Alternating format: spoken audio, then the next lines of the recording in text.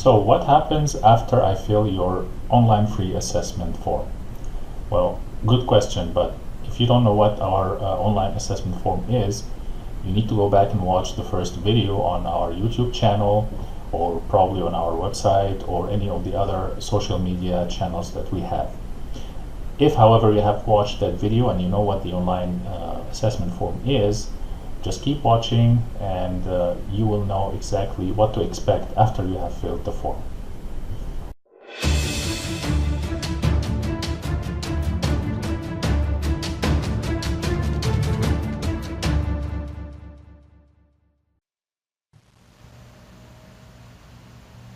So I hope you remember the Bennett family that we used to fill the online form.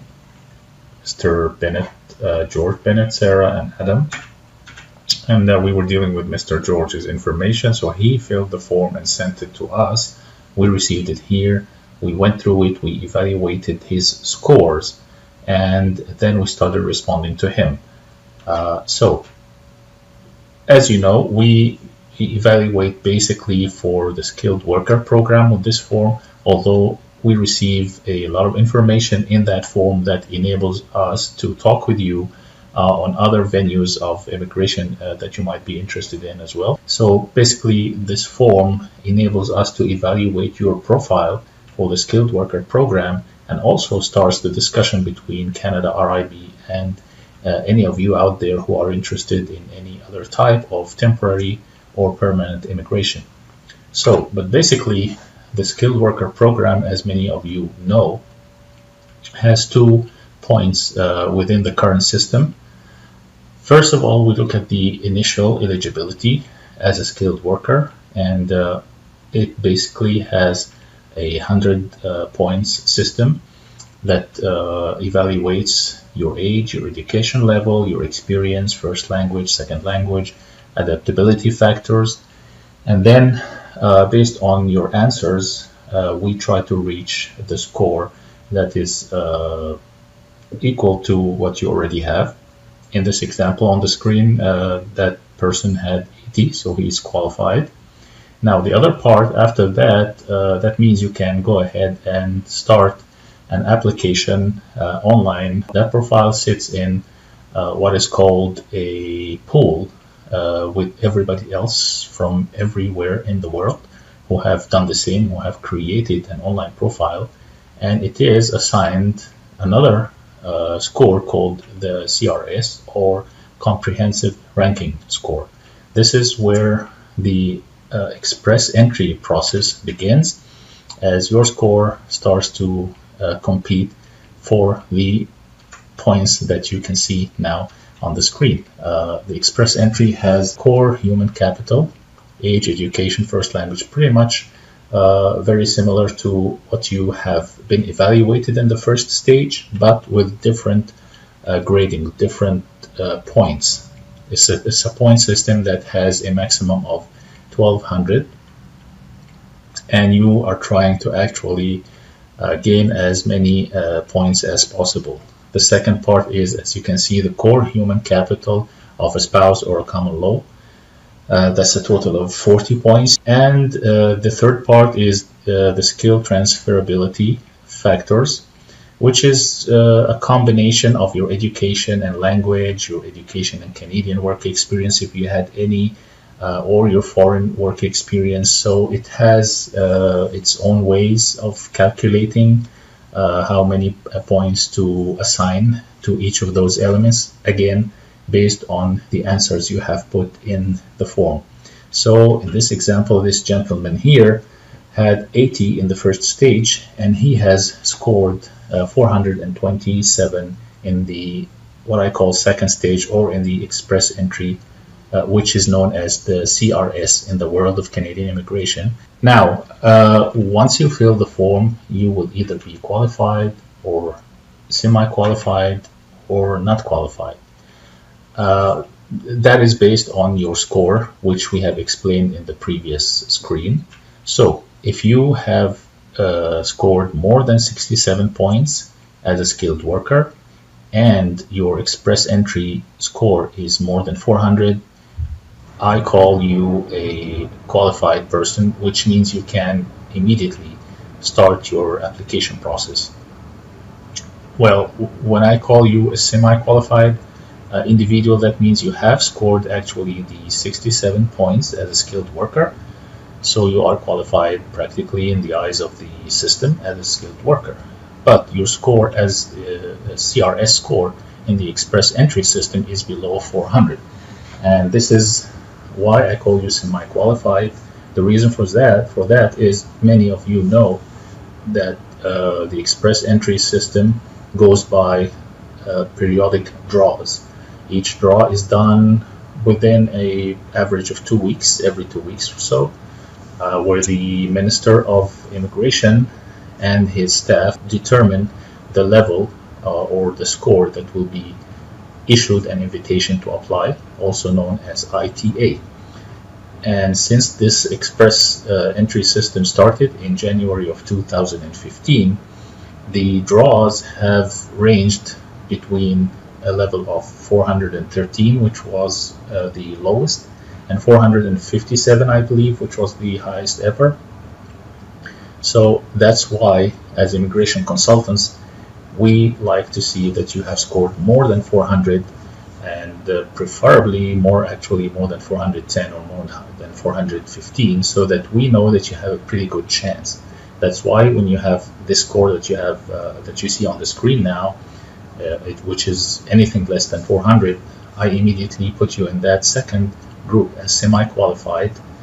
And the third group, which is the not qualified, is the person who did not score the 67 points.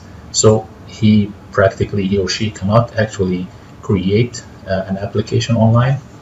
And of course, by default, the express entry score is below 400. So what will the not qualified person receive from us? Well, you will receive a report. All the three groups that we have seen in the previous screen, each of them will receive a report that is customized to his or her status of being either not qualified or semi-qualified or qualified. So the not qualified person will receive a report that will give him or her the list of reasons that we have seen or detected from the form that caused him to not score the 67 points, which is here the most important part.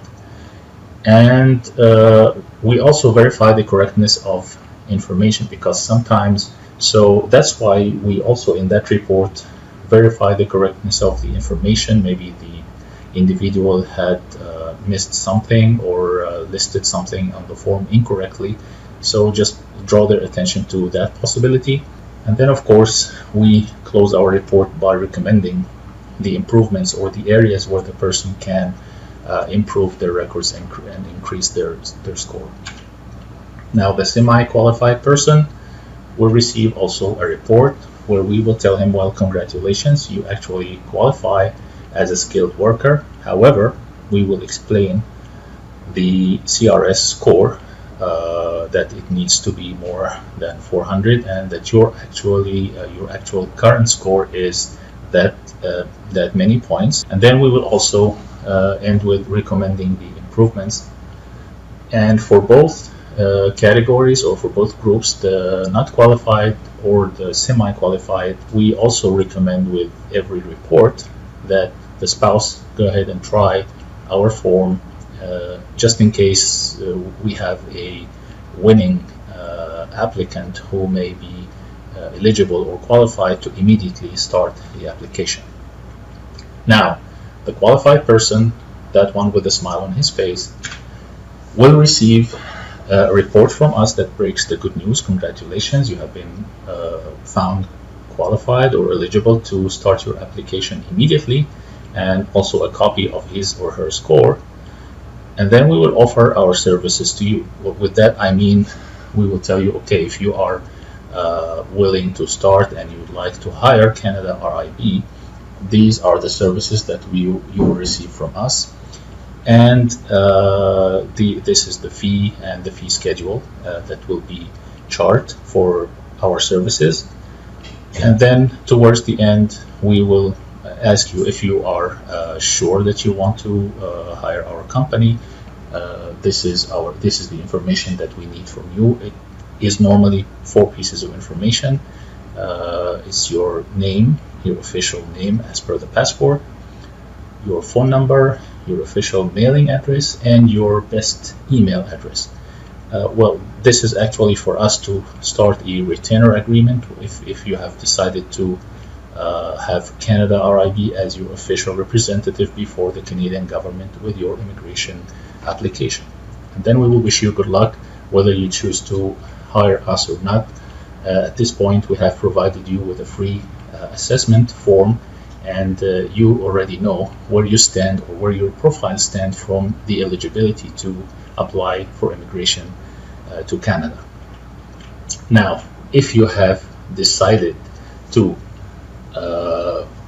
contract Canada RIB, well, you can actually, before you send us anything, you can first of all go ahead and verify my membership in the Immigration Council of Canada.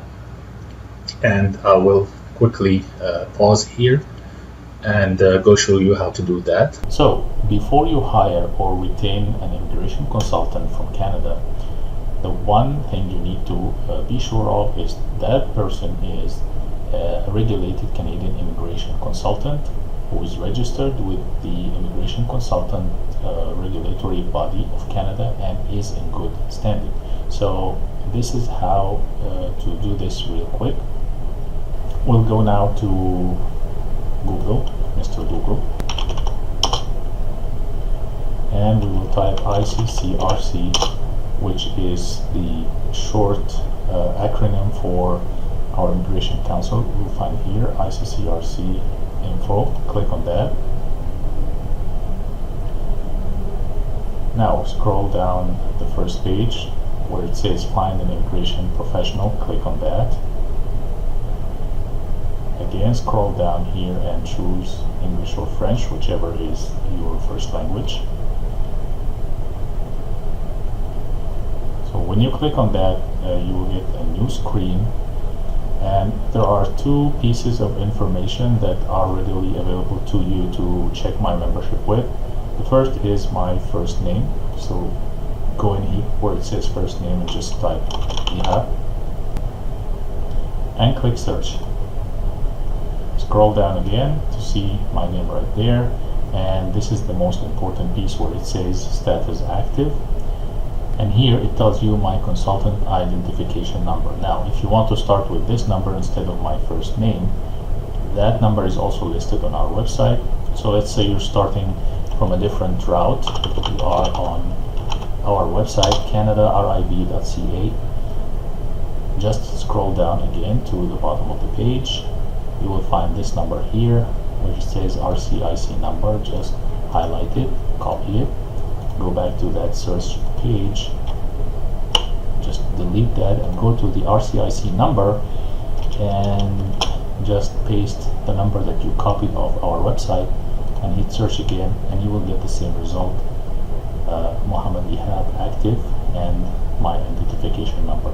Okay, so now that you have verified that I'm your regulated Canadian immigration consultant and you have checked that I'm in good standing and everything, now it's time for you to make up your mind. Are you going to take the step after you have found out that you are qualified and eligible to start immediately, or are you going to waste more time or need more time to think? Whatever, it's all up to you.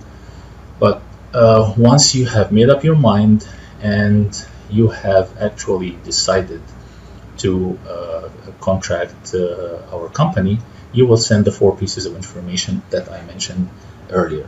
The pieces of information are, again, your name as in the passport, your mailing address, your phone number, and your best email address. Once you send me these 4 pieces of information in your return email, you will receive an email back from me with some attachments. Basically, it will be 4 attachments. First, it will be the retainer agreement. Also, there will be a use of a representative form. Then there's a plan that we will send you for the application that will tell you exactly what will happen at every step from the time we start the application all the way until your arrival. And of course, will be the first invoice with our the first portion of our fees.